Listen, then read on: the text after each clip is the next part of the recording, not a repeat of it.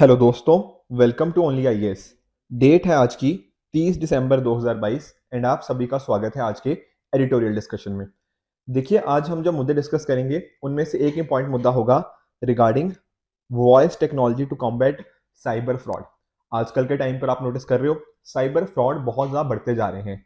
अब इनको रोकने का एक तरीका जो राइटर सजेस्ट कर रहे हैं दैट इज वॉइस टेक्नोलॉजी। अब इसको कैसे यूज कर सकते हैं साइबर फ्रॉड को कम करने के लिए, इसको समझेंगे। इसके साथ ही आप जो एक और मुद्दा हम डिस्कस करेंगे that is with regards to Africa. अब जब हम बात करते हैं देखिए अफ्रीका की, तो यहाँ पर यूएस भी अपनी रेलेवेंस इंक्रीज करने की कोशिश कर रहा है। चाइना के भी काफी सारे एफर्ट्स हैं, इंडिया के भी बहुत सारे एफर्ट्स हैं। तो ये क्यों इतना एफर्ट कर रहे हैं, क्या क्या इनके एफर्ट्स हैं, इंडिया के लिए इन सभी चीजों के क्या मायने हैं, ये सारी चीजें आज हम समझने वाले हैं। बट उसके पहले आज की quote of the day that is by Dalai Lama ji. अब यहाँ पर दलाई लामा जी क्या बात कर रहे हैं, उन्होंने बोला है we can never obtain peace in the outer world until and unless we obtain peace within ourselves। जब तक हम अपने अंदर शांति या पीस को नहीं ऑब्टेन कर लेते तब तक दुनिया के अंदर, बाहरी दुनिया के अंदर हम इस चीज को कभी अचीव नहीं कर पाएंगे। एग्जाम्पल से समझते हैं। देखो आजकल बहुत सारे ना कम्युनलिज्म के केसेस देखने को मिल जाते हैं, जहां पर एक पर्टिकुलर रिलीजन के लोग दूसरे पर्टिकुलर रिलीजन के साथ, या फिर जो दूसरा पर्सन किसी और पर्टिकुलर कास्ट का हो, anything like that, her particular area में हमें कुछ ना कुछ कॉन्फ्लिक्ट देखने को मिल जाते हैं। ये कॉन्फ्लिक्ट कहाँ हो रहे हैं? आउटर वर्ल्ड के अंदर। पर इसका रीजन क्या है? इनर पीस की कमी, राइट। तो अगर हमारे पास, हमारे दिल के अंदर रिलीजियस हार्मनी होगी ना, जो इनर पीस के थ्रू आएगी, वही कहीं ना कहीं कम्युनलिज्म को रोक सकती है। इसके अलावा आप नोटिस कीजिए आजकल बहुत सारे केसेस देखने को मिलते हैं जहां पर क्या होता है कि लालच, जो ग्रीड हो गया, ठीक है ना, वो सारी चीजें हो गया। इसी तरह से दुनिया के अंदर हमें वेल्थ की काफी इनइक्वालिटी देखने को मिलती है कि किसी के पास बहुत ज्यादा पैसा है, किसी के पास बिल्कुल पैसा नहीं है, ठीक है। कंज्यूमरिज्म की भावना हमें देखने को मिलती है, राइट। और उसी तरह से इन्वायरमेंट का जो डिग्रेडेशन है, या उसके साथ ही जो क्लाइमेट चेंज हो रहा है, ये सारे इश्यूज हमें दुनिया में देखने को मिल जाते हैं। इसके पीछे का कारण पता क्या है? Peace with in our self हमने कभी अचीव ही नहीं किया। अगर इसको हमने अचीव कर लिया, डेफिनेटली हम दुनिया के अंदर इन सभी चीजों को अचीव कर पाएंगे। इसके साथ ही आप नोटिस कर लीजिए नक्सलिज्म हो गया, ठीक है ना, सेपरेटिज्म की भावना, और भी बहुत तरह के जो अलग अलग तरह के आप सोशल कॉन्फ्लिक्ट्स को देखते हो, वो सारे इसी तरह से, इसी के जो पीछे की जड़ है ना, वो जड़ यही है कि हमने अपने अंदर पीस को अचीव नहीं किया। गांधी जी की जब हम बात करते हैं ना, तो गांधी जी ने भी शांति हो गया, पीस हो गया, इसके रिगार्डिंग बहुत बात करी है। रीजन क्या है इसके पीछे का? क्योंकि पीस ही हमें अपना एक अलग स्टेट में लेके जाती है। और आज के टाइम पर चाहे कोई भी इंसान हो, चाहे एक बच्चा हो, एक बड़ा हो, कोई सोल्जर हो, कोई पॉलिटिकल लीडर हो, कोई एम्प्लॉय हो किसी कंपनी में काम करने वाला, हर पर्टिकुलर पर्सन के लिए पीस जरूरी हो गया है। क्योंकि तभी दुनिया में अपने पूरा पोटेंशियल को हम रीप करवाएंगे, उसके जो बेनिफिट्स है उसको अच्छे से पहुंच पाएंगे। तो उसके लिए पीस का होना, अपने अंदर के पीस का होना, बाहरी दुनिया के पीस के लिए बहुत ज्यादा आवश्यक हो जाता है, राइट। तो ये होगी हमारी आज की कोट ऑफ द डे। अब चलते हैं हमारे पहले आर्टिकल की तरफ, जो क्या बात करता है leveraging voice technology to combat cyber fraud, ठीक है। और इसको आप जीएस पेपर 3 के इस पर्टिकुलर कंपोनेंट के साथ रिलेट कर सकते हो। देखिए अगर आप नोटिस करोगे ना, तो बहुत सारे सालों से, पिछले कई सालों से हमें नोटिस करने को मिलता है कि साइबर क्राइम हो गया या साइबर फ्रॉड्स हो गया, बहुत केसेस देखने को मिल जाते हैं, ठीक है। बैंक के फ्रॉड हो गया, आपने भी कई बार नोटिस किया होगा ना कि किसी का क्रेडिट कार्ड हो गया या डेबिट कार्ड हो गया, किसी ने पैसे निकाल लिए साइबर फ्रॉड करते हुए। ये केसेस बहुत ज्यादा बढ़ते जा रहे हैं। अगर आप आरबीआई का डेटा देखोगे ना, रिजर्व बैंक ऑफ इंडिया का, तो हमें देखने को मिलता है कि नियरली हर रोज 100 करोड़ रुपए, समझ रहे हो, 100 करोड़ हर रोज। पिछले 7 साल में हमने इतने फ्रॉड देखे हैं, हर रोज का 100 करोड़ फ्रॉड, 100 करोड़ रुपए का फ्रॉड, तो बहुत बड़ा नंबर हो जाता है। पर अगर इन टर्म्स ऑफ हम नंबर की बात करें, ठीक है ना, अगर नंबर की बात करोगे तो हमें पिछले साल से 23% का इंक्रीज देखने को मिला है। अगर देखो 2020-21 में कितने थे, लगभग 7,000 के करीब, और अभी कितने देखने को मिले हैं 2021-22 में, लगभग 9,000 के करीब। तो 23-24% का यहाँ पे हमें इंक्रीज देखने को मिल गया है।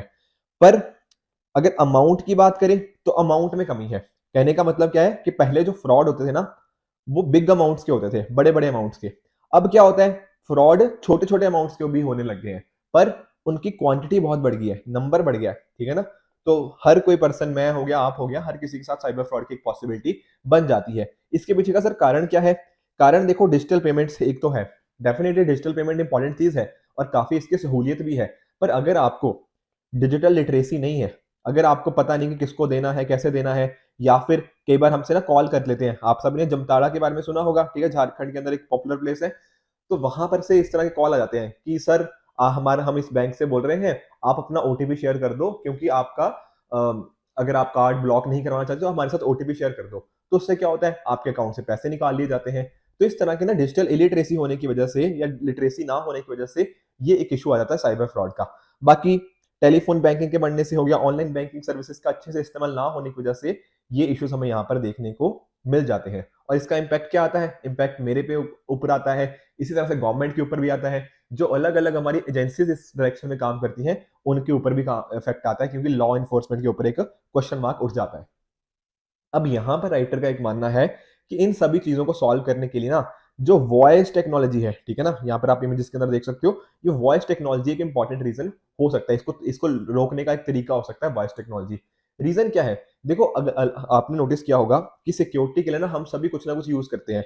जैसे बहुत सारे लोग पासवर्ड्स का यूज करते हैं, ठीक है ना। आपने वेरी श्योर आपने जब भी कभी अपना डेबिट कार्ड के ऊपर कुछ पासवर्ड लगाया होगा। सेम चीज जब आप किसी यूपीआई को किसी से पर्सन को करते हो तो पासवर्ड्स वगैरह लगाए जाते हैं। पर होता क्या है ना, ये पासवर्ड्स हो गया, इनके रिगार्डिंग थेफ्ट की पॉसिबिलिटी बहुत ज्यादा बढ़ जाती है, ठीक है। आप सभी ने सुना होगा हैकिंग वगैरह, ठीक है। हैकिंग हो जाती है पासवर्ड्स की, या फिर कुछ और तरह से उस पासवर्ड को कोई और बंदा यूज कर सकता है।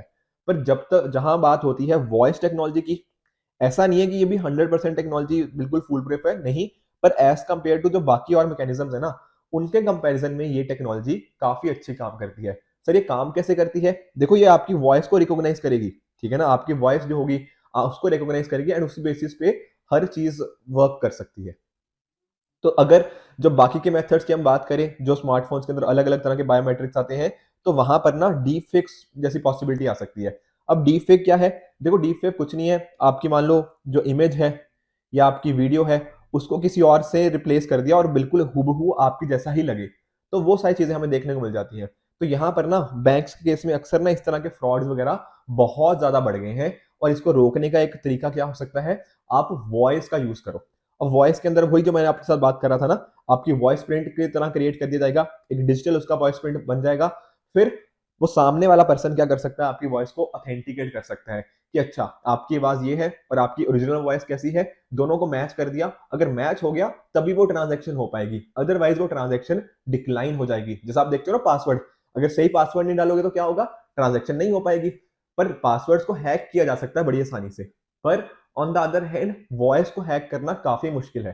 तो अगर आपकी वॉइस आप किसी एज अ पासवर्ड की तरह यूज कर रहे हो, ठीक है, पासवर्ड की जगह आप अपनी वॉइस को यूज कर रहे हो, तो आपकी वॉइस ऑथेंटिकेट करेगी कि हाँ आप ही बात कर रहे हो, एंड तभी जाके वो ट्रांजैक्शन कंप्लीट हो पाएगी। अभी देखो, वॉइस टेक्नोलॉजी के और भी बहुत सारे बेनिफिट्स हैं कि काफी चीप है, काफी सस्ते से हो जाती है, और हर पर्टिकुलर मोबाइल फोन में आपको मिल भी जाएगा, ठीक है ना। तो ऐसा नहीं है कि आपको कुछ अलग से डिवाइस रखनी पड़ेगी अपनी वॉइस को ऑथेंटिकेट करवाने के लिए, नहीं। जो भी आपके पास मोबाइल फोन है उससे आसानी से ये चीज हो जाएगी, ठीक है ना। तो पासवर्ड से अगर आप नोटिस करोगे ना, तो काफी ज्यादा इसकी एक्यूरेसी हमें यहाँ पर देखने को मिल जाती है। इसके अलावा आपकी प्राइवेसी वगैरह का भी इसमें ध्यान रखा जाता है, आपकी कॉल वॉइस को भी हो जाता है, ठीक है ना। तो काफी मुश्किल है इसको कॉपी करना, एक वॉइस को कॉपी करना और हैक करना तो काफी मुश्किल है as compare to the other methods. अब यहाँ पर ना राइटर ने एक केस स्टडी दी है, दैट इज एचएसबीसी, ठीक है, Hong Kong and Shanghai banking corporation, ठीक है, आप इसके बारे में जानते हो। तो एचएसबीसी ने ना 2019 में ये चीज करी थी कि उन्होंने वॉइस रिकॉग्निशन लेकर आई मोबाइल बैंकिंग कस्टमर्स के लिए। और उन्होंने नोटिस किया कि जब उन्होंने वॉइस टेक्नोलॉजी को लेकर आए, तो जो टेलीफोन रिगार्डिंग जो फ्रॉड केसेस थे उनमें 50% की कमी आई है। तो देख रहे हो, एक्चुअल में इसका जब इम्प्लीमेंटेशन किया गया तब भी इसमें काफी प्रॉमिसिंग रिजल्ट्स यहाँ पे हमें देखने को मिल जाते हैं। तो एक्सपर्ट्स का देखो यही मानना है कि काफी तेजी से ग्रोथ कर रही है। नियरली जो CAGR है ना, कितनी तेजी से ये ग्रो कर रही है, कंपाउंडेड एनुअल ग्रोथ रेट 22-23% का हमें यहाँ पर देखने को मिल जाता है। और 2026 तक ये नियरली $4 बिलियन का मार्केट साइज हो जाएगा। तो काफी इमर्जिंग टेक्नोलॉजी है। और ऊपर से आप नोटिस करो, हम जैसे देख रहे हैं 5G का एवोल्यूशन, ठीक है ना। तो जब जैसे जैसे नई नई टेक्नोलॉजीज आती जा रही हैं, उस हिसाब से जो वॉइस टेक्नोलॉजी है उसकी इंपॉर्टेंस और भी ज्यादा बढ़ती जा रही है। और यहीं पर जो हमारी अलग अलग पुलिस इन्वेस्टिगेशन एजेंसीज है, पुलिस हो गया, और जो इन्वेस्टिगेट करती हैं, वो भी इस चीज को यूज कर सकती हैं ताकि वो अच्छे से देख पाए कि अच्छा, ये कोई क्रिमिनल तो नहीं है, ये आवाज किसी क्रिमिनल की तो नहीं है, या फिर कोई इंसान ऐसा भी तो हो सकता है कि मान लो एयरपोर्ट पर हो और वो देश छोड़कर भागना चाहता हो। तो हमारे पास अगर वॉइस टेक्नोलॉजी होगी तो हम उसकी वॉइस को अच्छे से देख पाएंगे, कि हाँ भैया ये तो नहीं, ये वॉइस तो किसी क्रिमिनल की है, ये तो मैच जो आया है ना वो क्रिमिनल के साथ आया है, तो इसको देश छोड़ के नहीं जा सकता। तो इस तरह की चीजें हम डेफिनेटली कर सकते हैं एंड अकॉर्डिंगली ये अच्छे से वर्क करेगी। देखो आप लोगों ने ना फेस टेक्नोलॉजी का भी सुना होगा कि वो सामने वाला जो कैमरा है आपके फेस को रिकॉग्नाइज कर देगा कि हाँ ये मैच है या नहीं है। पर वहां पर ना फेस रिकॉग्निशन टेक्नोलॉजी की ना एरर रेट ज्यादा है, समझ आया, कि वो उतने अच्छे से इफेक्टिवली काम नहीं करती। पर वॉइस जो है, जो वॉइस टेक्नोलॉजी है उसकी एफिशिएंसी बहुत अच्छी खासी है, काफी कम एरर रेट यहाँ पे हमें देखने को मिलता है। उसके साथ ही अगर आप नोटिस करोगे, ठीक है ना, तो क्रिमिनल से हो गया, ठीक है, एक्यूरेसी हो गया, ये सारी चीजें हमें देखने को मिल जाती हैं। एक अच्छी बात और क्या है कि ये प्लेबैक अटैक्स को भी रोक सकती है। मैं समझाने की कोशिश करता हूं। जैसे मान लो सामने वाले बैंक वाले कॉल किया, उन्होंने बोला कि आप कुछ बोलिए, तब जाके ना हम देखेंगे, वॉइस को मैच करेंगे एंड कोशिश करेंगे कि आपकी वॉइस मैच हुई या नहीं हुई। अब अगर मान लो किसी ने पीछे आपके ना आवाज रिकॉर्ड कर रखी थी, कोई कैसेट थी, उसके पास कोई सीडी थी जहां पर आपकी आवाज थी, मान लो उसने कैसेट चला दी और तब इसने ऑथेंटिकेट हो जाएगी क्या? नहीं। वो चेक कर लेती है कि जो सामने वाला बंदा है वो लाइव बोल रहा है या कोई रिकॉर्डेड सीडी वगैरह कुछ चल रही है। तो ये सारी चीजें भी ना वॉइस के अंदर हो जाती हैं, वॉइस टेक्नोलॉजी के अंदर। तो काफी अच्छी टेक्नोलॉजी है। एक जैसे फॉर एग्जांपल मान लीजिए आज मेरा गला खराब है, ठीक है, आप नोटिस भी कर रहे हो मेरी आवाज थोड़ी अलग है, तो क्या सर तब वॉइस टेक्नोलॉजी उसको पकड़ लेगी या नहीं पकड़ लेगी? The answer is yes. मेरी आवाज को ना वो इस तरह से डिजिटली कन्वर्ट किया जाता है कि अगर मुझे थोड़ा जुकाम है, थोड़ा गला खराब भी है, जो एक्चुअल में आज है भी मुझे, ठीक है, तो सामने वाली वॉइस टेक्नोलॉजी उसको तब भी पकड़ लेगी कि हाँ ये वही बंदा है। जस्ट बिकॉज उसको थोड़ा बहुत जुकाम हो गया है, तो कोई फर्क नहीं, वो वॉइस टेक्नोलॉजी आपकी तब भी उसको कैच कर लेगी, हाँ ये पर्सन ही यही है। तो नियरली आप मान सकते हो कि 90 से 99% तक की इसकी एक्यूरेसी है, जो कि काफी डिसेंट है। कुछ इश्यूज हैं, ऐसी बात नहीं है, ठीक है ना, कुछ इश्यूज हैं, 100% नहीं है बिल्कुल, कुछ फॉल्स पॉजिटिव भी दे देती है, बट अदरवाइज इसकी एक्यूरेसी एज कंपेयर टू बाकी मैकेनिज्म बहुत अच्छी खासी हमें यहाँ पे देखने को मिल जाती है। तो जरूरत क्या है यहाँ पे राइटर के हिसाब से? जरूरत ये है कि आने वाले टाइम के अंदर गवर्नमेंट इसको यूज करे, इसको वेरिफिकेशन करे अलग अलग तरह से, ठीक है, क्रिमिनल्स के अंदर चेक करने के लिए या बाकी और माध्यम में भी जहां पे हमें सिक्योरिटी चाहिए होती है, बैंक फ्रॉड को रोकना हो, तो वॉइस मैट्रिक्स, जो वॉइस बायोमेट्रिक्स है, एक काफी इंपॉर्टेंट रोल यहाँ पर हमारे लिए प्ले कर सकती है। आगे बात समझ में? ठीक है, तो इस तरह से आप यहाँ पे इसको नोट कर सकते हो।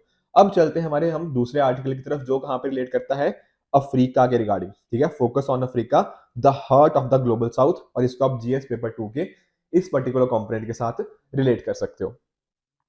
देखो आप सभी जानते हो, देखो इंडिया क्या है, G20 की प्रेसिडेंसी हमारे पास है, ठीक है ना।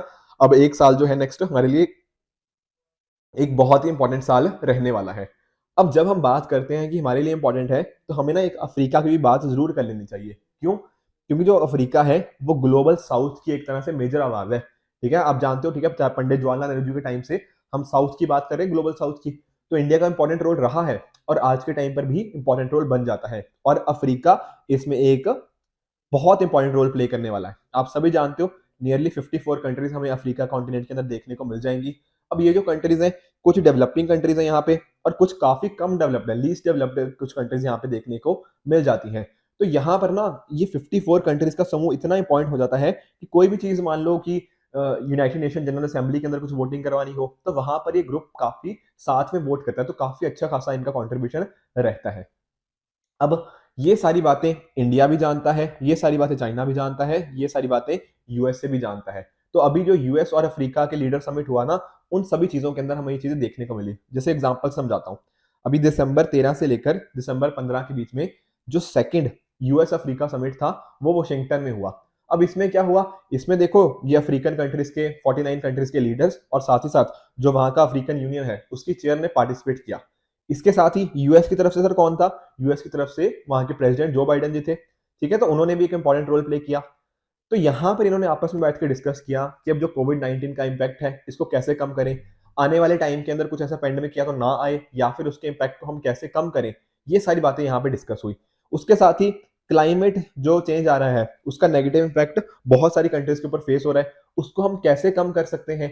अभी रशिया यूक्रेन क्राइसिस चल रहा था, उसका उसकी वजह से ना देखो रशिया और यूक्रेन ना एक्चुअल में वीट के बहुत मेजर एक्सपोर्टर है, तो उसकी वजह से फूड सिक्योरिटी के ऊपर क्वेश्चन उठे हैं। इस फूड सिक्योरिटी को हम कैसे इंश्योर कर पाएंगे, और आपस में जो डायस्पोरा टाइज है, ठीक है ना, जो जहां पे जो प्रवासी वहां पे चले गए हैं उनके बीच में कैसे हम रिलेशंस को इंक्रीज कर सकते हैं, ये सारी बातें इस समिट के अंदर हुई। तो यहाँ पर यूएस के प्रेसिडेंट साहब ने भी यही बोला, ठीक है ना, कि यूएस बिल्कुल साथ में खड़ा है अफ्रीका के हर पर्टिकुलर चीज के। जैसे फॉर एग्जांपल जो G20 है ना, तो G20 में जो अफ्रीकन यूनियन है, तो यूएस ने बोला कि हम बिल्कुल सपोर्ट करते हैं कि अफ्रीकन यूनियन भी G20 का मेंबर बन जाए एज अ परमानेंट मेंबर।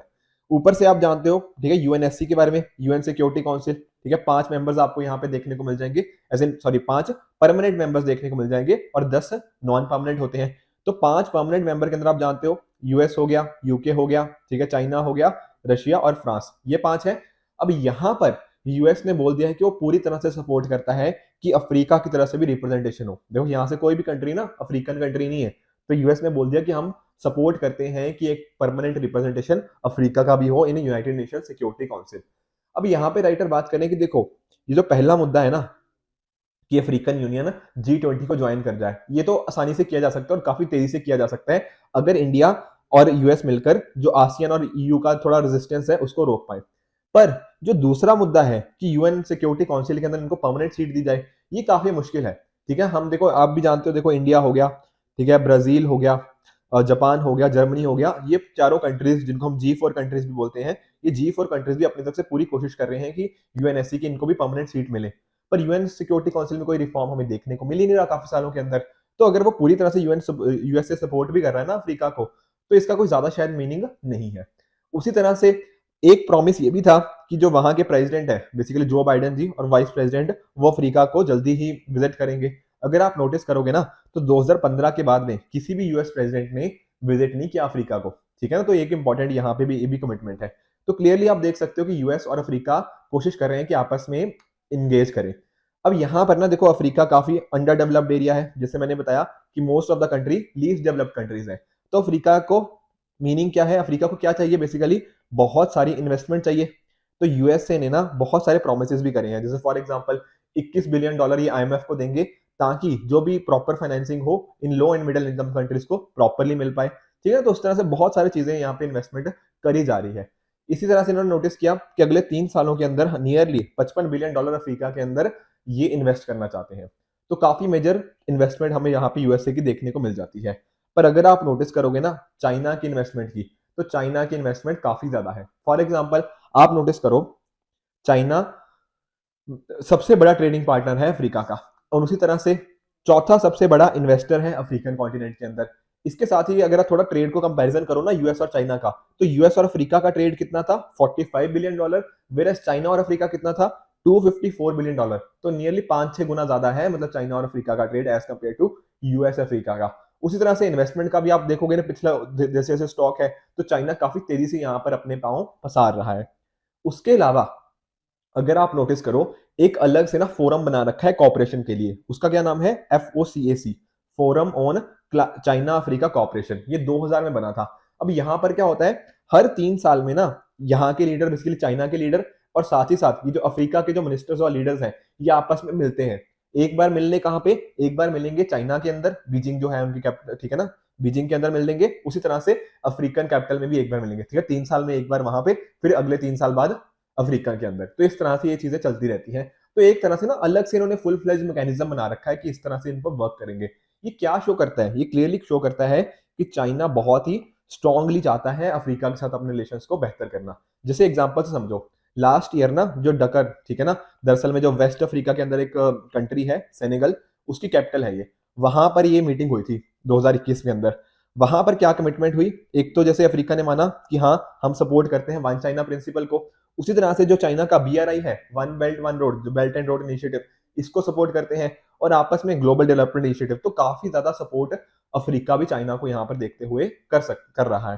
तो यहाँ पर ना दोनों पर्टिकुलर के लिए, चाहे चाइना की बात कर लो अफ्रीका की बात कर लो, दोनों एक दूसरे को काफी अच्छे से सपोर्ट कर रहे हैं। दोनों के लिए प्रॉपर ये विन विन कॉपरेशन का एक चीज हो जाती है। इवन देखो यूएसए ने भी इस चीज को नोट किया है और ये जो यूएसए के डिप्टी कॉमर्स सेक्रेटरी है उन्होंने ये बात बोली भी है इनफैक्ट कि यूएसए काफी पीछे रह गया है when it comes to China, कि चाइना ने अपनी इन्वेस्टमेंट हो गया, अपने ट्रेड रिलेशन हो गया अफ्रीका के साथ काफी तेजी से बढ़ा लिए हैं, बट यूएसए उतनी तेजी से ये चीज नहीं कर पाया है। अब देखो इंडिया के लिए इसके क्या इंप्लीकेशंस हो सकते हैं।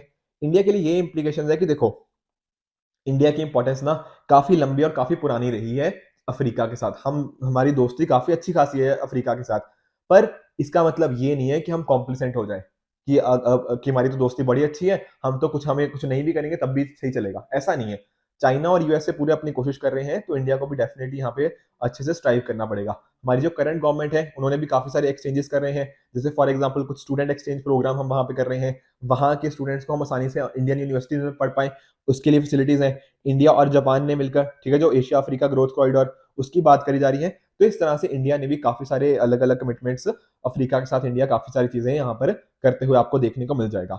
अब देखो अफ्रीका का ना, जो 2013 में, ठीक है, जो वहां का अफ्रीकन यूनियन था, तो उन्होंने एक कमिटमेंट करी थी कि 50 साल बाद, ठीक है, यानी कि 2063 तक वो अफ्रीका को किस डायरेक्शन में लेके जाना चाहते हैं, कहां पर देखते हैं 2063 के अंदर। और वहां पे उन्होंने क्या बात करी, एक इंक्लूसिव ग्रोथ की, सस्टेनेबल ग्रोथ की, ठीक है, अफ्रीका में जो कंट्रीज है सारी की सारी वो इंटीग्रेटेड मैनर में काम करें, ठीक है, जो अफ्रीका में हो क्या हो, पीस स्टैब्लिश हो, और इंटरनेशनल अरेना के अंदर अफ्रीका का इंपॉर्टेंस काफी ज्यादा तेजी से बढ़े, ठीक है ना। ये सारी कमिटमेंट्स इन्होंने करी थी कब, 2013 के टाइम पर। इसके साथ ही आप जानते हो बहुत सारे सस्टेनेबल डेवलपमेंट गोल्स को हमने बनाया हुआ है कि पॉवर्टी को हटाना है, ठीक है ना, हंगर हो गया, गुड एजुकेशन हो गया, जेंडर इक्वालिटी लेकर आनी है, ठीक है ना, इनकम इनइक्वालिटी को खत्म करना है। इस तरह की अलग अलग कमिटमेंट्स थी। ये अलग अलग जो कमिटमेंट्स है ना, ये अफ्रीकन यूनियन ने नोटिस करी, और इन्होंने जब 2013 में ये मिले थे तो उन्होंने सोचा था कि धीरे धीरे हम इन पे काम करते रहेंगे, और इन्होंने एक प्लान किया कि 2063 तक, बेसिकली 50 साल बाद आफ्टर फ्रॉम 2013, ये कहां पर देख रहे हैं अफ्रीका को, उसका एक पूरा रोड मैप तैयार किया गया था। आई बात समझ में?